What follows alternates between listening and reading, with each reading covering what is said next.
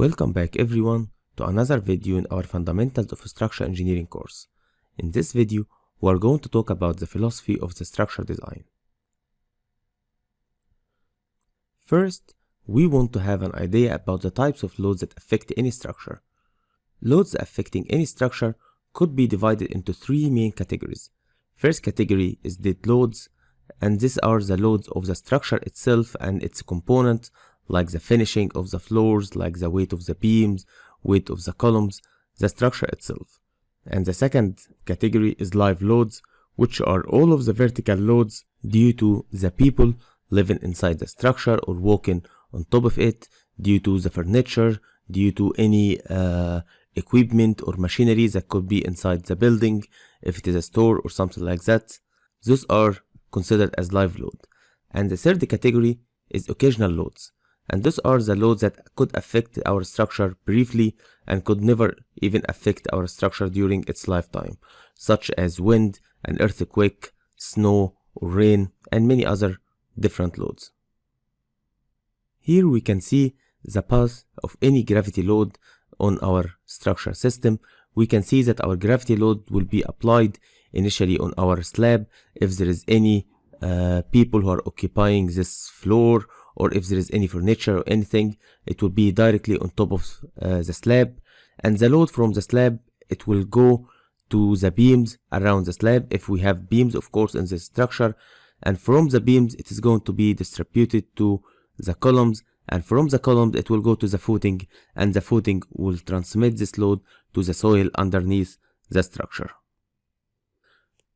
So what is our approach in design, or what is our methodology in our structure design?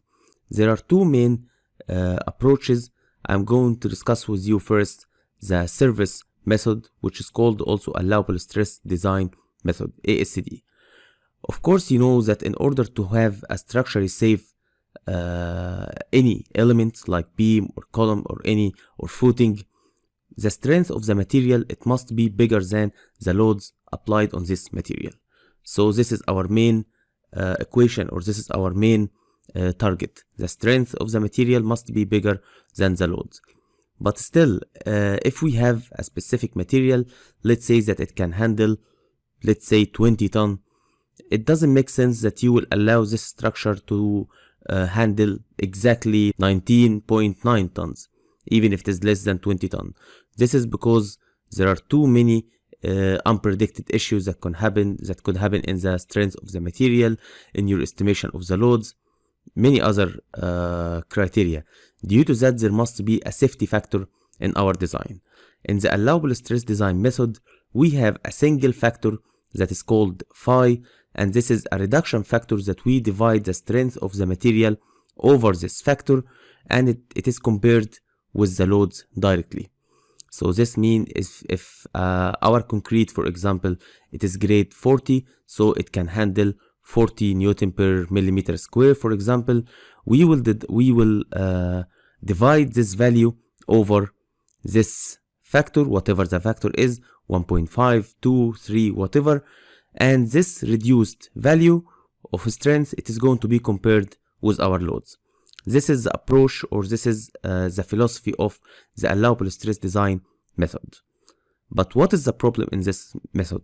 The problem in this method that it doesn't take into account the uncertainty in our calculation of loads, because loads, as you know, there are too many different loads. There are dead loads, live load, lateral loads, like we were discussing.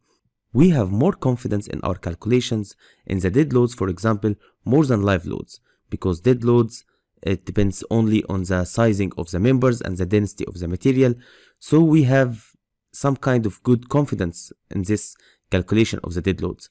However, the live load, it depends on many other criteria, so we don't have this certainty that we have in dead load.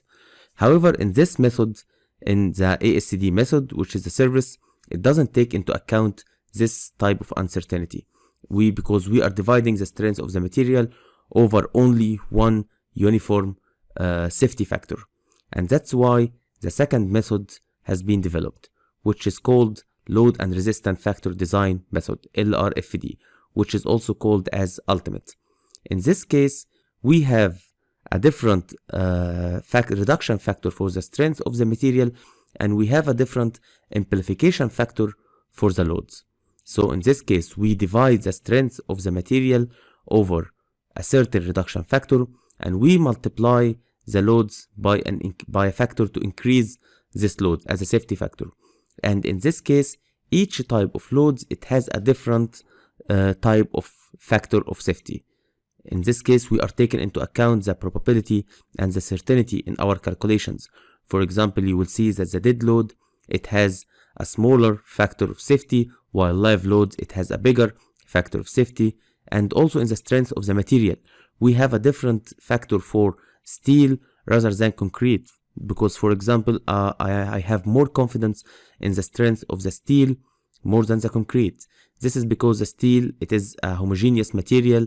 It is cast or manufactured at a controlled environment inside a factory, while the concrete, it doesn't have this criteria.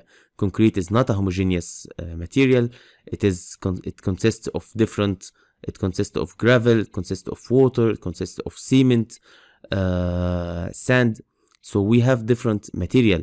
There are too many issues that could go wrong during our mixing of the concrete.